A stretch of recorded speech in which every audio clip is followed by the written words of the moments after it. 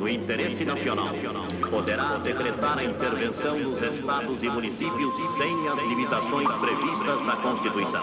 Excluem-se de qualquer apreciação judicial todos os atos praticados de acordo com esse ato institucional. Fica decretado o recesso do Congresso Nacional a partir desta data. Por exemplo, que Marighella estabeleceu que o estado do Ceará é um estado de retaguarda. Então, é um estado onde não se queria aparecer e tal, chamar atenção e etc, etc, etc.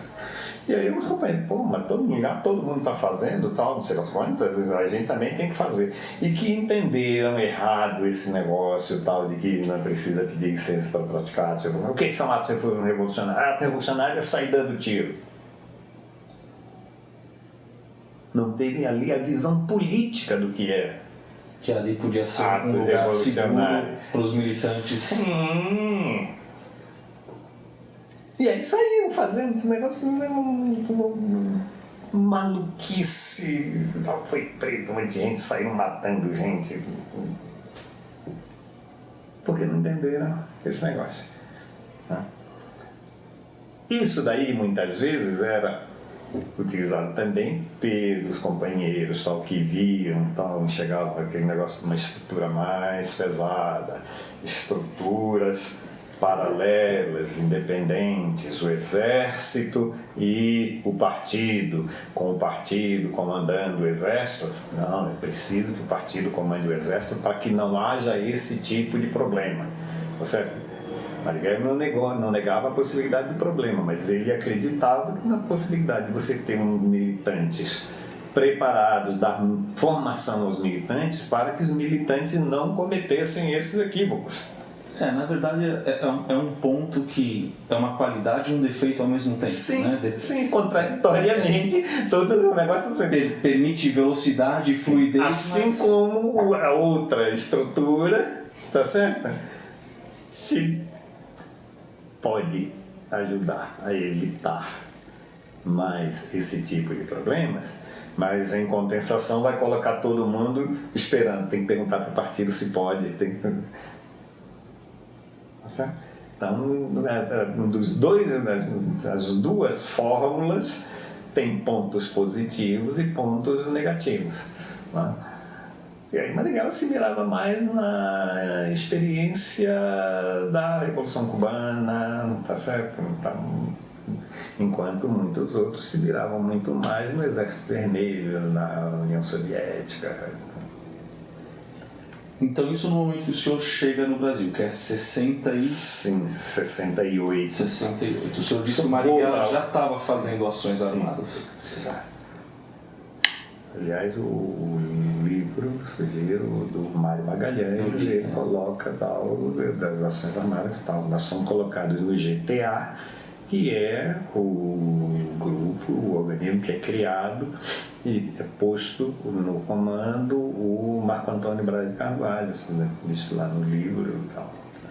Nós, quando chegamos, então, eu e o Virgílio, somos colocados no grupo tático armado, com o objetivo de ter o nosso batismo de fogo. Tá certo? Não, tudo bem, vocês até agora aprenderam. Agora precisa começar a fazer. Né?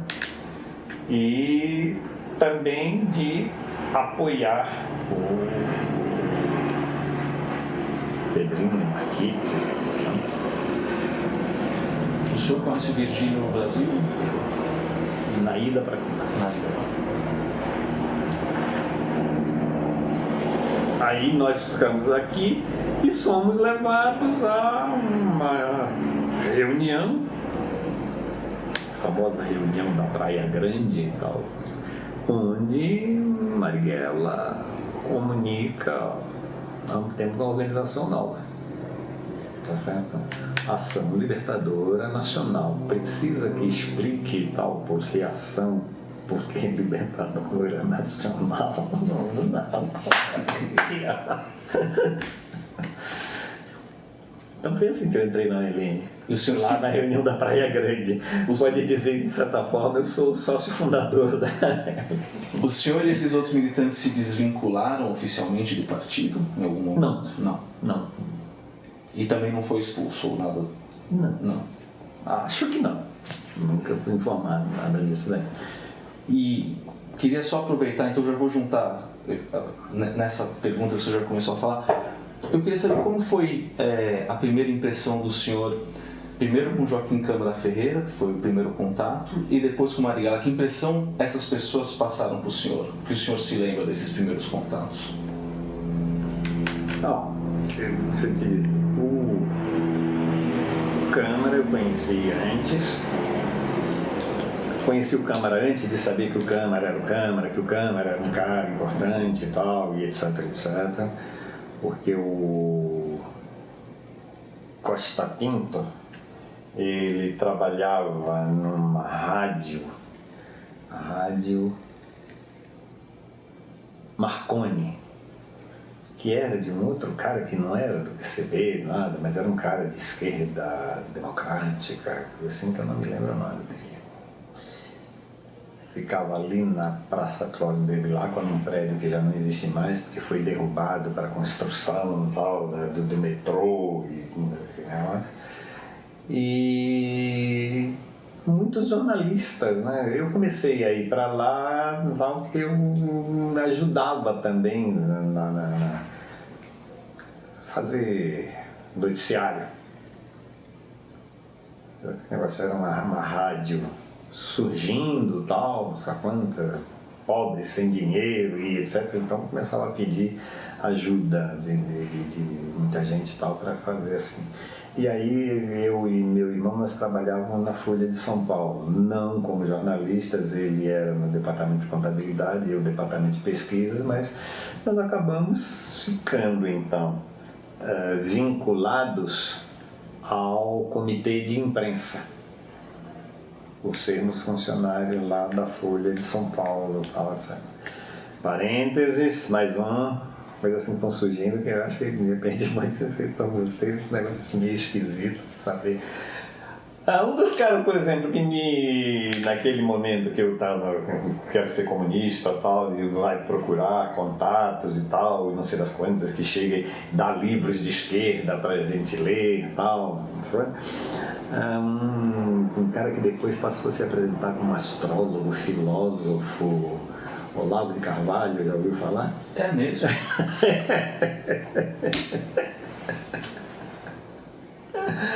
Olavo de Carvalho lia pra cacete, tá certo?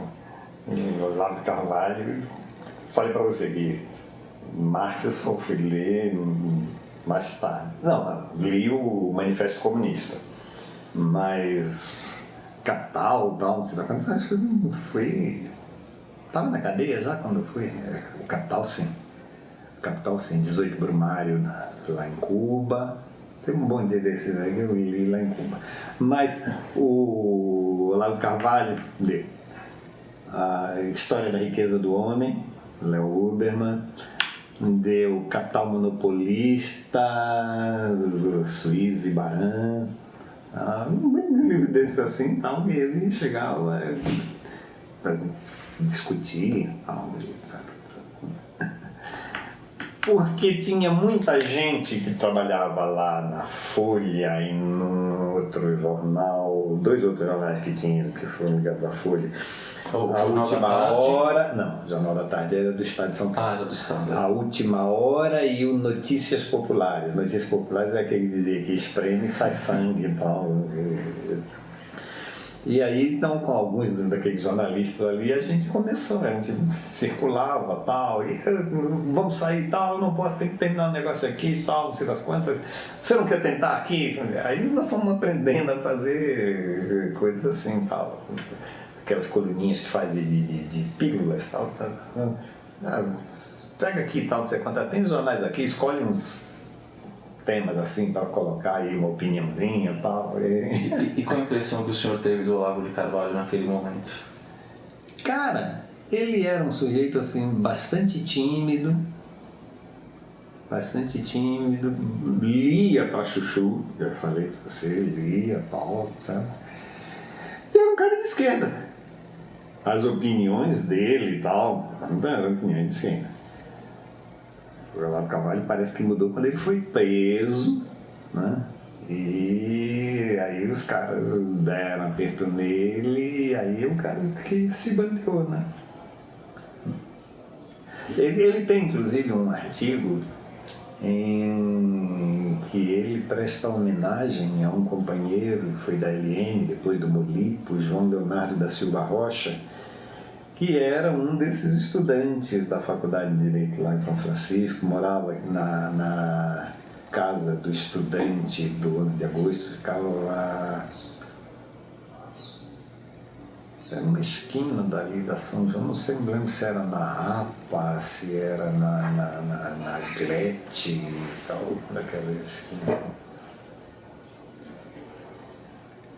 João Leonardo da Silva Rocha. O Olavo Carvalho, ele sempre, quando ele faz todo combate, xinga, tal, sei lá quanto, né? Quem é de esquerda, ele sempre excluiu disso o João Leonardo da Silva Rocha. Se você colocar Google, Olavo Carvalho, João Leonardo da Silva Rocha, você vai ver todo esse artigo dele. Um respeito que ele tem pelo João Leonardo. Que era um dos caras que nesse tempo militava. Tal. Que paradoxo, né? Talvez não. Talvez é o seguinte, o cara começa e uma trajetória, tudo muda, tudo se transforma. E ele foi se transformando, tá certo? Ele se foi transformando numa situação em que ele já é irreconhecível. Mas acho que talvez dentro dele algo ainda é capaz de julgar quem ele é hoje e olhar lá para trás e... Eu era melhor naquele tempo, então ele tem que manter a impressão da própria sanidade dele, se ele quer que tem alguma sanidade, né? Se é que tem alguma sanidade. Acha que ele tem que olhar para trás e dizer, mas eu já fui também um cara legal. Mas o senhor estava falando das primeiras impressões. Aí quando eu conheci o Câmara, foi nessas situações. Então eu conheci ele lá na Rádio Marconi, ele aparecia também lá na Rádio Marconi, trabalhava, fazia coisas assim e tal, e etc. E aí a gente saía tarde da noite, só nós naquele, vamos caminhar, vamos para casa, tal, andando, e conversávamos mais, tal, e etc. Até que um dia o Costa Pinto fala, né, Paulo? Esse cara é o Joaquim Câmara Ferreira. Não, nem era. Não, esse cara é um cara muito importante e tal, sei lá quanto. Ele já tinha escrito também artigos na tribuna de debates do Congresso. E a sua impressão pessoal sobre ele? Sim. Rapaz, é uma impressão de um cara que era professor, que queria sempre ensinar você, né? Que vinha, falava calmo, tranquilo, estava sempre... Você entendeu isso, você leu aquilo, tal, você dá conta do que você conhece e tal, né? Fumava para chuchu, uma coisa que me chamou a atenção, até uma vez aquele negócio, acho que todo mundo já escorregou nesse negócio de tentar escrever poesia. Uma vez eu escrevi, então, me lembrava dele, ele segurava o cigarro aqui assim, eu fumava, afastava, talvez para a fumaça do cigarro não vir arder mais no dedo. Mas isso daí era um cara, não era um cara de falar duro, rápido e tal, não, falava devagarzinho. Você tinha a impressão de que ele falava na velocidade de 1/3 do que pensava. E quantos anos ele tinha mais ou menos nessa época? Eu acho que devia ter uns 60 anos. Quer dizer, já tinha uma idade muito mais avançada do que o senhor. Ah, sim. Eu era moleque. Nós estamos falando disso quando eu entrei, eu tinha 17 anos. Quer Quer dizer, um militante de outra geração, de outra época, outras lutas. Tem algumas coisas assim que fica muitas vezes.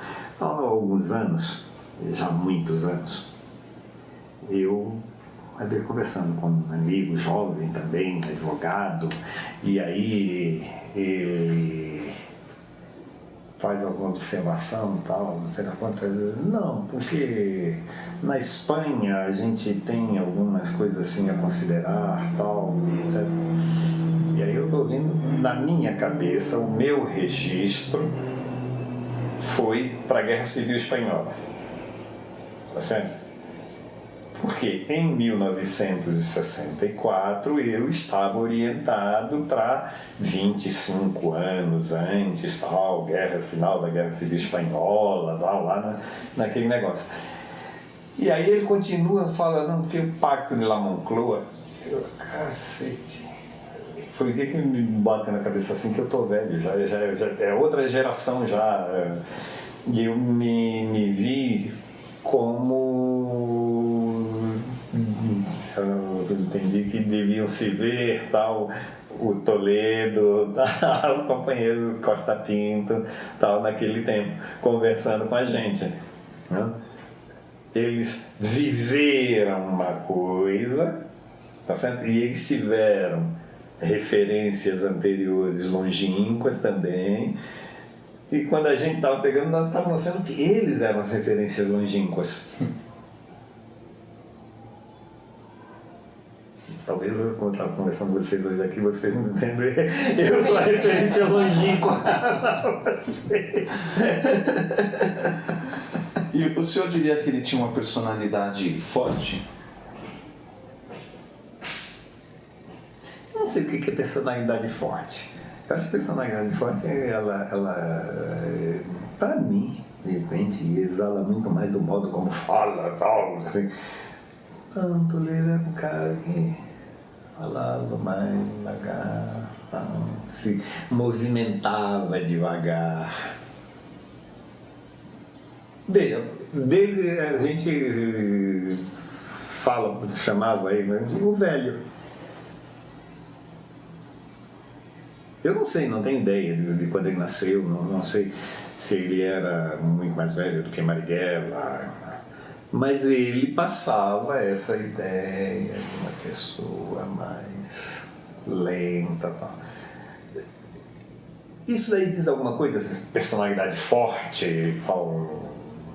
Acho que não. Não, mas ao mesmo tempo ele é um cara que tem uma personalidade de ser o segundo comandante da LN. Se bem que a gente não usava essa expressão comandante. A gente só usou essa expressão comandante mesmo com relação a Marighella.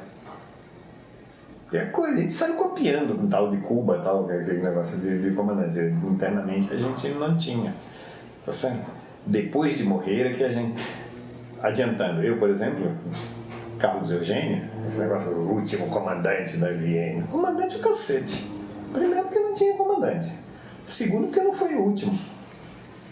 E depois que ele saiu do Brasil, ainda ficaram outros companheiros tal, lutando. E aqueles que ficaram aqui, nenhum deles comandou nada, tal, etc.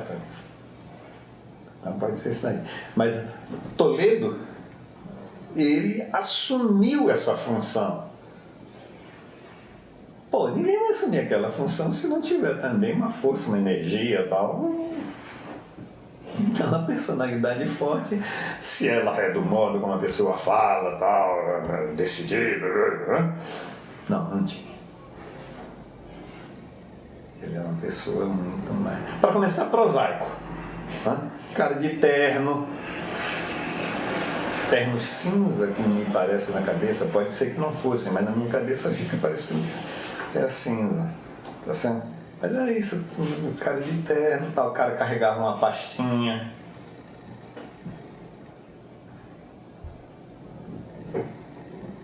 E o Marighella? A primeira impressão? Marighella impressionava mais. Para começar, já impressionava mais, porque naquela altura já ligava Marighella com Menezes, tal, já tem os alertas quando você vai encontrar com um cara, tal, das plantas, assim. é mais preparado o terreno para você esperar, né? Então, no primeiro momento, quando eu conheci ele a primeira vez, ele não usava peruca. Depois já passava a usar peruca, peruca absolutamente ridícula, porque era uma peruca de mulher que foi cortada e tal, não sei lá quando. Mas eu tenho a impressão de que não se corta peruca para parecer de mulher, para parecer de peruca de homem e tal, porque quando a gente corta naquele tempo ninguém usava cabelo comprido assim, estava começando o negócio de usar cabelo comprido, Beatles, Song, etc. Então aquela peruca dele cortada de mulher ficava um negócio esquisito pra chuchu e tal, aquele cara grandão e tal. Você viu, você esteve lá na ocupação lá da 9 de julho, anteontem? Não tive, infelizmente não. Porque o filho dele esteve lá, e o filho dele parece muito com ele. Esse dele parece muito com ele e tal. Então, é um cara mais alto, assim, corpulento. Então por isso parecia, mas não só por isso, por modo de falar também, mais decidido, mais orientador, mais de determinar tarefas mesmo. Como que o senhor acha que se dividiam as tarefas entre eles dois? Ao menos nesse momento da criação da organização. Olha, na verdade Marighella estava mais a cargo, tá certo, das questões da guerrilha rural, né? da estratégia, e Toledo estava mais a cargo das atividades urbanas. Nesse estar mais a cargo das atividades urbanas, Toledo, na verdade, ficava a cargo tanto dos contatos, manter as ligações com o pessoal, né? Da luta operária, tal, pessoal do movimento de massas. Então, essa era uma tarefa. Mas também é de garantir na cidade os recursos que Marighella precisava tal para fazer a implantação, né, do campo. Eles eram bastante amigos, o senhor acha? Ah, sim. Sim. Não era só uma relação política? Ah, não sei. Mas havia amizade? Sim, eram muito próximos. Eu não sei. Eu não tive esse nível de amizade com eles, não frequentei casa, tal. Né? O pessoal, não, porque como é que era Marighella? Ele gostava de cerveja? Eu não sei, cara. Eu conto com um cara para perguntar se ele gostava de cerveja. Entendeu? Então, não. Tem coisa que não tem como. A próxima pergunta seria: como o senhor conheceu o Carlos Eugênio Paes e como o descreveria? Carlos Eugênio eu conheci em 1969, agosto, final de agosto ou início de setembro de 1969. Eu fui chamado lá no Rio, porque quando voltei, que eu entro no GTA, eu começo a ficar com uma função de explosivista, certo? Fazer bombas e tal. Quando vem o Rockefeller aqui ao Brasil, em 1969, primeiro semestre de 1969, abril, maio, a gente bota uma bomba no prédio onde funcionava a Câmara Americana de Comércio, ali no viaduto do Chá, não, perto do viaduto do Chá, no Vale do Engabaú, perto do viaduto do Chá. Olhando o viaduto do Chá com o Teatro Municipal aqui à sua esquerda, olhando o Vale do Engabaú, no Vale do Anhangabaú tem um grande prédio que faz esquina. Ele tanto está aqui no Vale do Anhangabaú, quanto sobe por aquela esplanada que tem uma estátua de Carlos Gomes, tal, e etc. E aí naquele prédio funcionava a Câmara Americana de Comércio. Então a gente bota uma bomba lá, bomba relógio e tal, e etc, etc. Eu e o Virgílio tínhamos aprendido essas coisas lá, em Cuba.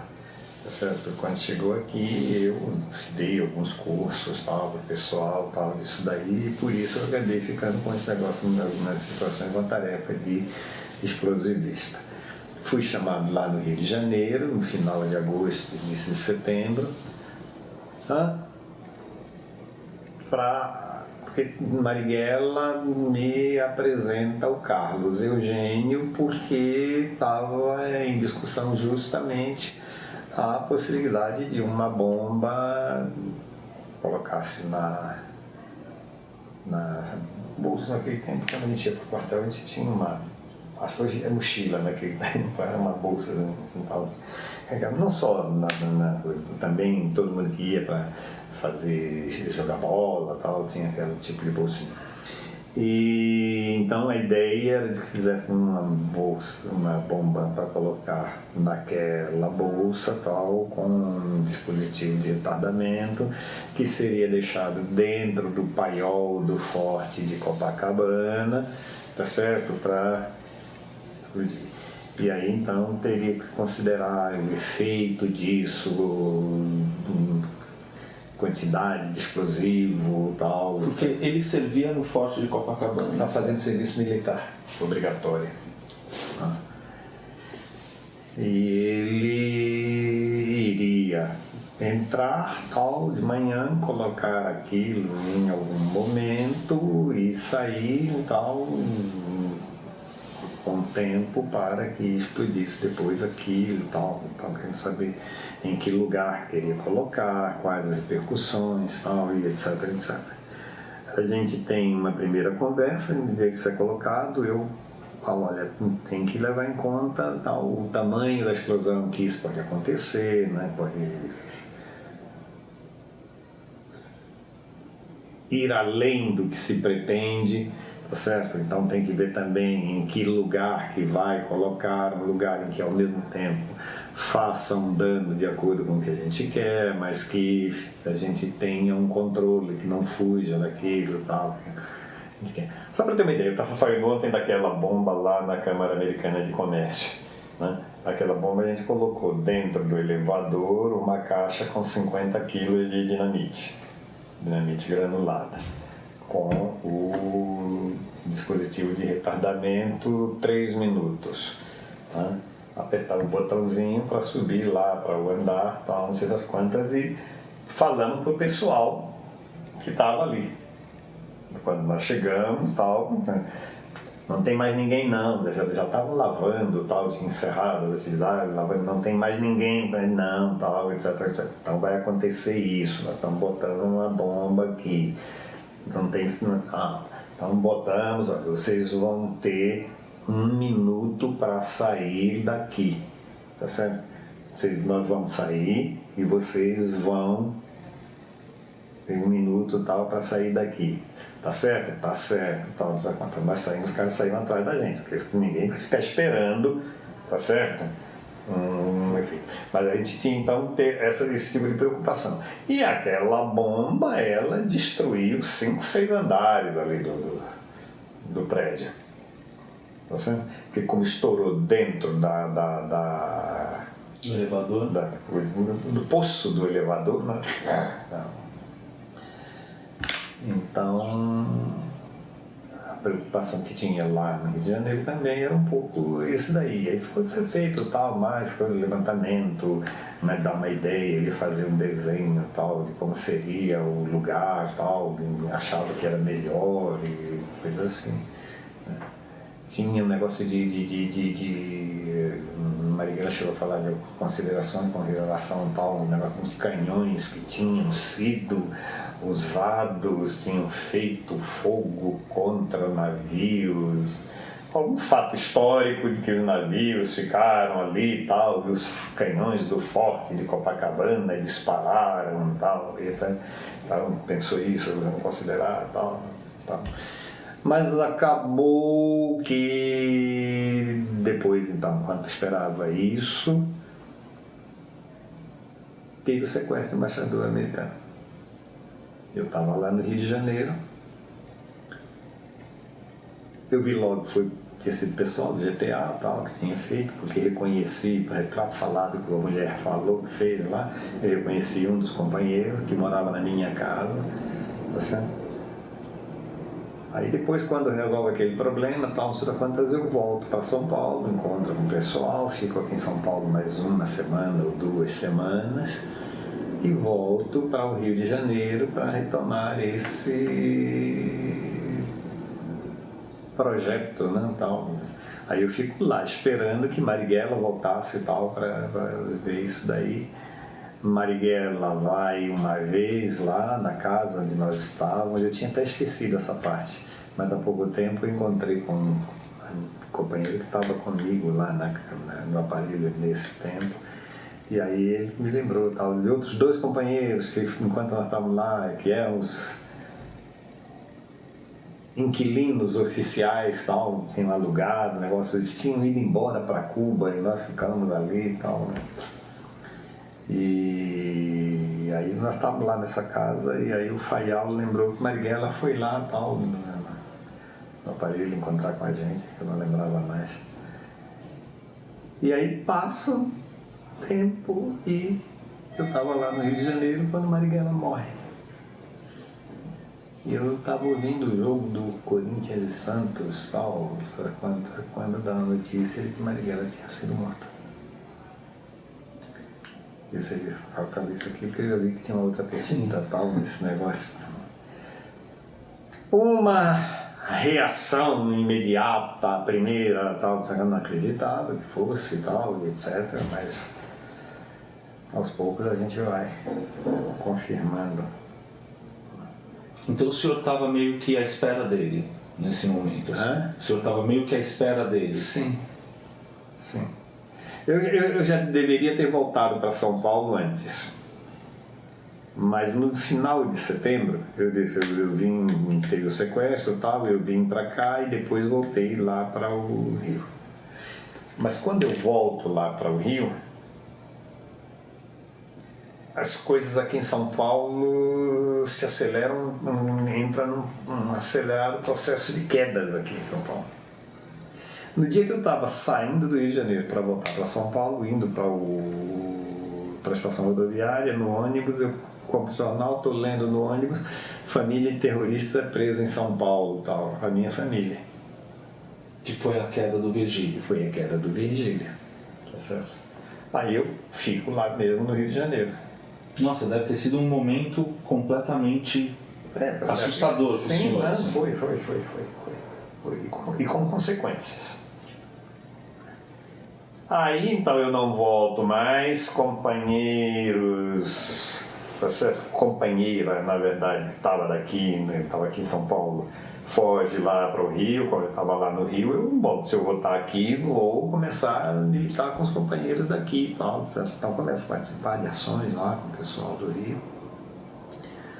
Uma companheira daqui de São Paulo, a Maria Aparecida Costa, vai lá para o Rio de Janeiro, tá certo? Aí eu recebo, começa a gente vai morar tal no mesmo aparelho.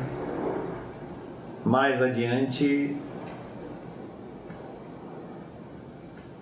eu não me lembro mais agora, cara. Não, foi antes dela chegar e tem a morte do Marighella. Ela chega lá no Rio, acho que já. Não. A Marighella já foi depois pra mim. Ela chega lá, tá, mas aí depois ela é presa também. Ela é presa porque ela é reconhecida por um cara que fez a faculdade junto com ela e que era da UBAN, tá certo? Tem foto dele na delegacia de polícia, Otávio, não lembro o sobrenome, delegado Otávio, não sei das quantas, praticamente toda delegacia de polícia tem a fotografia dele e tal. E ele reconhece ela e ele prende ela, tá certo? Mas aí depois, por conta disso mesmo, o pessoal, pô, mas como é que ele reconheceu, o que ele estava fazendo ali e tal, e etc, etc. Aí o pessoal descobre que ele tinha parentes lá no Rio, que ele estava de férias lá no Rio e tal, não sei lá quantas, 1 ou 2 anos depois, quando ele estava de férias de novo lá no Rio e tal, né?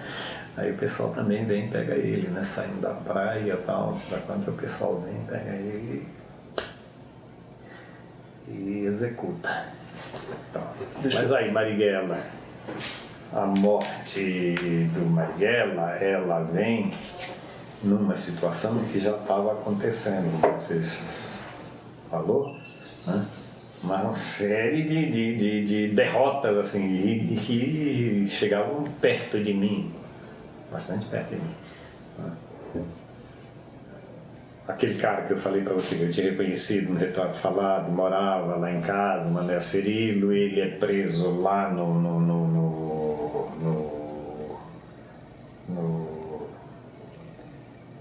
em São Sebastião, 3, 4 dias depois que cai a minha casa. Então começa assim, ó. Quer dizer, a repressão estava chegando próximo do senhor. A repressão muito próximo. Estava chegando muito próximo. Tal. O Che fala num livro, no Diário da Serra Maestra, ele fala tal, o negócio do pessoal tinha...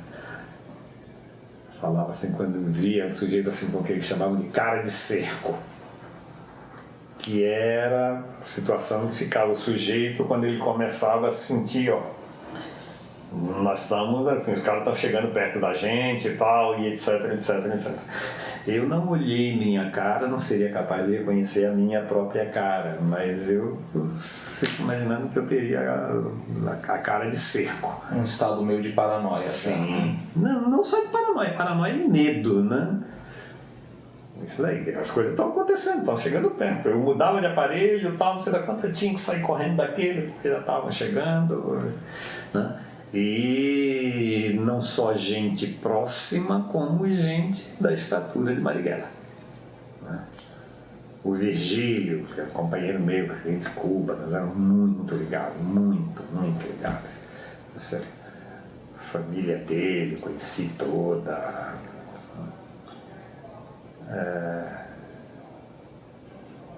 A morte dele também me abala para chuchu. Quando a Cida Costa é presa, ela vai de São Paulo, vai lá para o Rio, tal, não sei das quantas, e de repente ela é presa. Bom. E aí eu sou preso também, no dia, como é que é? 19 de dezembro de 69. Nesse negócio de prisões acontecendo, tal, tendo que sair, etc., eu acabo tendo que voltar para casa onde eu fiz a reentrada no Brasil quando vim de Cuba. Essa casa aqui. E determinado dia, nesse dia, 19 de dezembro, tal, certo? Eu saio para levar armas para os companheiros que iam fazer uma ação. E fico de voltar para pegar as armas lá para as 3 horas da tarde e tal, etc. Volto para casa, quando estou voltando para casa, tal, chego na frente de casa, era um sobradinho, tá, uma escada, assim, tal. Lá em cima está a dona da casa conversando com um cara alto, mais forte assim. Eu olho aquele negócio e na minha cabeça passa assim, não deve ser uma visita dela, ela recebia muitas visitas. Mas não era a regra, né? A regra é, tem algo estranho. Por isso que eu fiz referência àquele negócio da cara de seco. E a cara de seco é aquele quando você começa a procurar explicação porque você já está cansado e tal, e etc. E aí eu me dou a explicação de que não, deve ser tal, uma visita dela, tal, e etc. E aí eu subo. Em vez de passar em frente e tal, etc. Que não quer dizer que eu não fosse ser preso também, porque como eu já passei ali, olhei e tal, alguma coisa, os caras estavam em volta também. Ou seja, eu tinha entrado dentro da emboscada já. Mas eu subi. Não dá para esconder isso daí, que eu me justifiquei desse modo, eu subi a escada e tal. Quando eu chego lá no alto da escada, eu tenho o pé no peito, rolo e tal, não sei das quantas. Os outros que estavam lá fora já chegam, já me pegam lá na cabeça, pontapé, mas aí eu sou subjugado, sou levado lá para cima e sou posto numa banheira e tal. Começa imediatamente aquele negócio, né, de tomar pau, fio que vem de lá do chuveiro elétrico e tal, não sei quanta tortura, para ponto, não tenho ponto, tal, não sei quanto. Não, tem ponto, não. Onde é que é feito contato com você? É aqui mesmo. E meu negócio era esse, eu tenho um ponto. Passou o ponto, eu não tenho mais contato. Se eu não fui ao ponto, ninguém vem na casa onde eu moro. Que alguma coisa aconteceu. Sim, isso daí. Só que eu não fui no ponto e às 5 horas veio o companheiro com quem eu tinha o ponto na casa e tal, para me encontrar. E aí fui preso também. E aí depois, eles trazem já perto da hora em que a gente saiu dali. A gente saiu dali da casa no início da noite. Fomos para a polícia do exército na Vila Militar. E só aí que eu fico sabendo que quem tinha levado a polícia lá na casa tinha sido um dos caras que foi para Cuba comigo fazer treinamento. Lembra que eu falei rapidamente que tinha tido problemas, tal, e etc. Foi um cara que teve problema e que, ao entrar no Brasil, ele esteve naquela casa. Ele não sabia que eu ia estar lá. Ele deu aquela casa como a casa onde ele fez a reentrada. E eles foram checar. Sim. Então foi aquele negócio, o prêmio, tá certo? Na loteria não estava previsto, tal. Eu tinha um bilhete aqui, tal, não sei quanto que você tem na loteria. Esse cara era um suíço. Suíço que eu conheci no PCB, tal. Eu tinha conhecido antes. Tem uma coisa que era de moleque mesmo, de criança, sabe aqueles... Lembra a história do bobão, tal, mas tem uma coisa muito infantil. Quando eu conheci esse cara, tal, ele era do PCB. E tal, fui muitas vezes na casa dele, aqui na Baixada do Glicério. E aquele negócio, cara, suíço, todo suíço tem um canivete suíço. E eu, que lindo canivete suíço. Tal, né? Durante uns 50 anos eu tive vontade de ter um canivete suíço, hoje eu tenho. Tá certo. Aquele negócio tava de criança mesmo, né? Quando veio um negócio, um canivetezinho, um canivete suíço ainda por cima, tal, e etc, etc. E aí a gente ia muito lá, tal, conversava, tal, e etc. E aí eu, quando eu fui para Cuba, eu só na viagem mesmo, quando eu chego em Roma, é que eu fico sabendo que ele estava lá junto também, na expedição tal, e etc, etc. Na verdade, ele era, digamos assim, o responsável, tinha 2 responsáveis, um era ele e um outro era um companheiro, um operário, que montou, que eu falei para você, na fábrica de armas tal, depois. Ele, porque falava várias línguas, tal, né? Então, o nosso roteiro era um roteiro assim, meio complicado. A gente foi para a Itália, da Itália para a Tchecoslováquia, da Tchecoslováquia para Terra Nova, e da Terra Nova para Cuba. Então, essas coisas assim. E aí ele falava várias línguas, falava inglês, falava alemão, suíço, da parte fala alemão também, estava muito bem. E falava italiano também, porque Suíça também tem uma parte que fala italiano, né? Então ele foi. E quando chegou lá em Cuba, lá quando começa o curso e tal, você metem 30, 35 quilos de lata dentro de uma mochila, bota nas costas e você começa a andar na montanha lá. E não tinha físico e tal para aquilo, tá? Apanha para chuchu, depois você começa a se endurecer nisso daí. Mas ele mais adiante, em um determinado momento, ele às vezes está doente e tal, você dá conta que precisava ser levado no hospital porque teria tido um problema de hemorroidas. E quando vai ao hospital... Isso em Cuba? Em Cuba. E quando vai ao hospital em Cuba, o médico, não é hemorroida, isso aí não. Na verdade, ele tinha pegado uma fruta, tem uma tinta vermelha, e usado a tinta vermelha para simular que tinha tido aquele negócio e tal, etc. E aí cria um problema, né? O que faz com ele agora e tal, etc.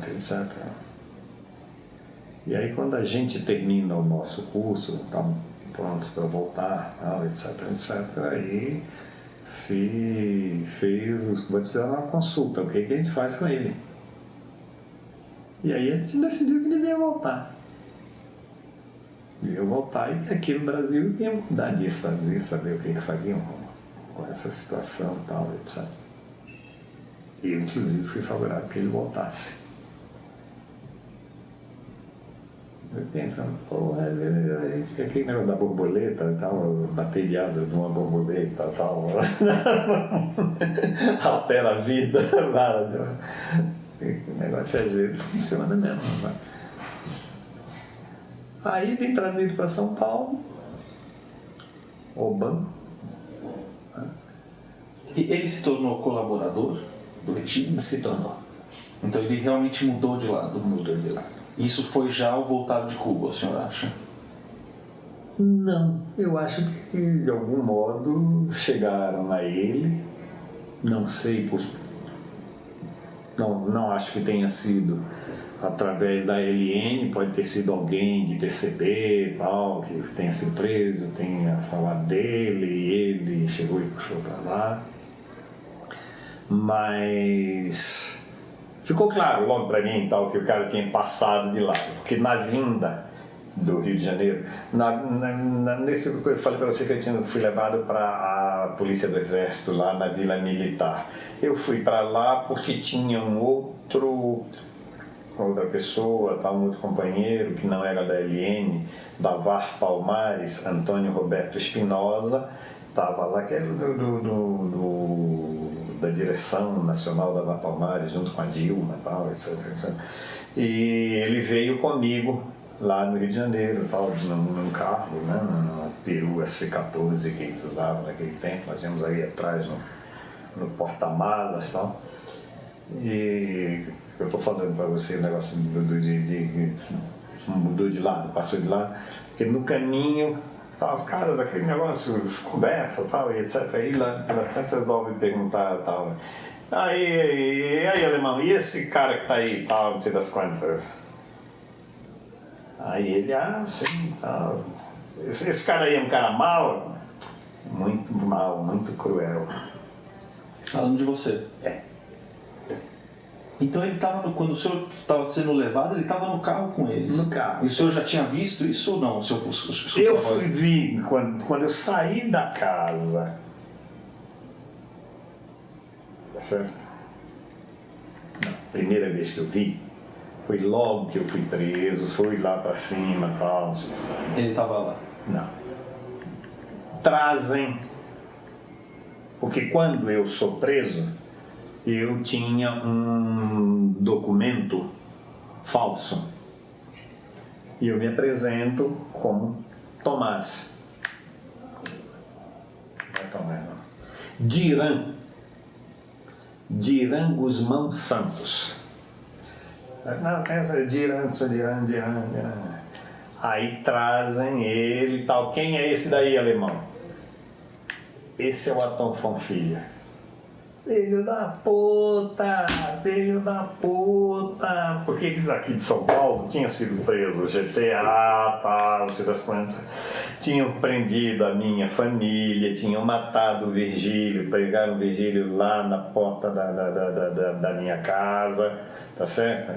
Meu irmão tinha sido preso, estava preso ainda naquele momento, minha irmã, meu pai, todo mundo tinha sido preso.